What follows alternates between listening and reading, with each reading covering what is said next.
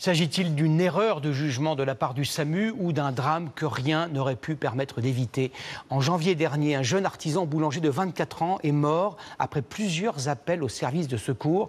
Sa famille s'apprête aujourd'hui à porter plainte pour homicide involontaire. Léa Merlier, Nicolas S. et Sébastien Guerche.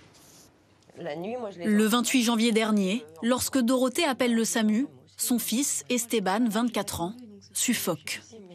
Ils m'ont demandé à lui parler, ils ont demandé qu'il essaie de bouger dans le lit, il n'y arrivait pas. De s'asseoir, il n'y arrivait pas non plus.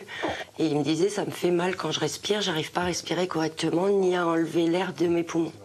Le médecin régulateur se veut rassurant et lui recommande de prendre des antidouleurs. Mais le lendemain, l'état d'Esteban se dégrade. Après un autre appel au SAMU, elle décide de l'emmener à l'hôpital.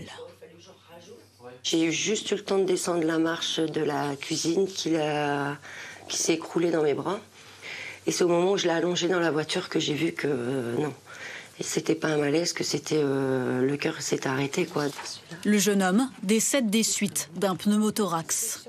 Dévastée, Dorothée s'interroge. La mort de son fils aurait-elle pu être évitée? On nous apprend que quand il y a des douleurs thoraciques au côté gauche, qui irradient dans le bras et dans le haut du dos, faut pas chercher midi à 14h, c'est les urgences. Là, il avait ça, en plus d'avoir des difficultés respiratoires, mais aux urgences, pour eux, c'était pas une urgence. Donc, Nous avons pu consulter l'échange téléphonique entre Esteban et le médecin régulateur. En voici un extrait. Le jeune homme lui expose ses symptômes. Quand vous prenez une grande respiration, ça fait quoi? Ça augmente la douleur? Ça la diminue? Ça augmente. Je suis un peu entre deux. Je remplis pas mes poumons à fond et je l'évite pas non plus. S'ensuit une série de questions sur ses antécédents et les traitements suivis. Puis le médecin conclut la conversation. C'est vraiment, je pense, une douleur musculaire. Ça m'inquiète pas du tout, en tout cas. S'appuyant sur cet échange, deux médecins experts mandatés par la famille et leur avocat concluent à une erreur de diagnostic.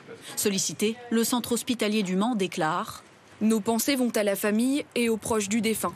S'agissant des circonstances, une analyse contradictoire est en cours et nous ne pouvons pas les commenter à ce stade. La famille va déposer une plainte pour homicide involontaire dans les prochains jours.